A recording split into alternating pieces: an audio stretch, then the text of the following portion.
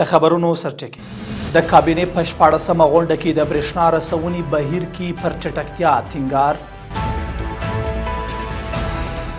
د هوایي ځواکونو عمومي قومندانۍ څخه د وسلوالو ځواکونو لوی درستیز لیدنه او د یو امریکایي سناتور لخوا د غزې لپاره د ټرامپ د طرحې ردول. د لوی او مهربانه خدای په سپېڅلي نامه درنو لیدونکو سلام. د نن ورځ خبرونو ته ښه راغلاست. نن سهشنبې د 1403 کال د سلواغې 13مه نیټه ده. زه زیم دا بشپړ خبرونه. د افغانستان اسلامي امارت د رئیس الوزرا ملا محمد حسن اخوند په مشرۍ د کابینې 14مه غونډه کې د امارتي شرکتونو لوی ریاست ته دنده سپارل شوې چې د برېښنا رسونې بهیر کې چټکتیا لپاره لا زیات کار وکړي.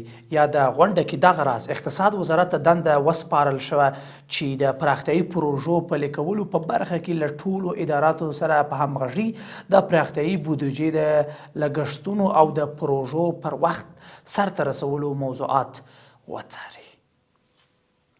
د وسلوالو ځواکونو لوی درستیز قاري محمد فصیح الدین فطرت د هوایي ځواکونو د هوایي مدافع د عمومي قومندانۍ له بېلابېلو برخو څخه لیدنه کړې. ښاغلی فطرت دې لیدنه کې د بېلابېلو الوتکو د ترمیم او بیا ځلې پرواز ته چمتو کولو لپاره د هیواد د هوایي ځواکونو د منصوبینو او تخنیکي پرسونل د هڅې وستایلې او دوی ته یې قدرداني ورکړه. د هرات څخه خبر. د چاپیریال ساتنې ملي ادارې لوی رئیس مولوي مطیع الله خالص هرات ته د سفر په ترڅ کې د صنعتي ککړتیا د کنټرول او چاپیریالي مدیریت د ښه والي په موخه د یاد ولایت د صنعتي ښارګوټي ارزونه کړې. نوموړي د یو شمېر کارخونو د فاضلابونو مدیریت، د هوا ککړتیا او د چاپیریال ساتنې اصولو ته د پاملرنې څرنګوالی څېړلی دی. مولوي مطیع الله خالص د کارخونو مسؤلینو ته لارښوونه کړې چې چاپیریالي معیارونه مراعات کړي او زیاته کړې ده چې اسلامي امارت د صنعتکارانو ملاتړ ته ژمن دی. ورته مهال د کارخونو مسؤلینو خپل ستونزې او وړاندوینه شریک کړي دي او ژمنه یې کړې چې د چاپیریالي اصولو ته د پلي کولو لپاره دوی لازم اقدامات ترسره کوي.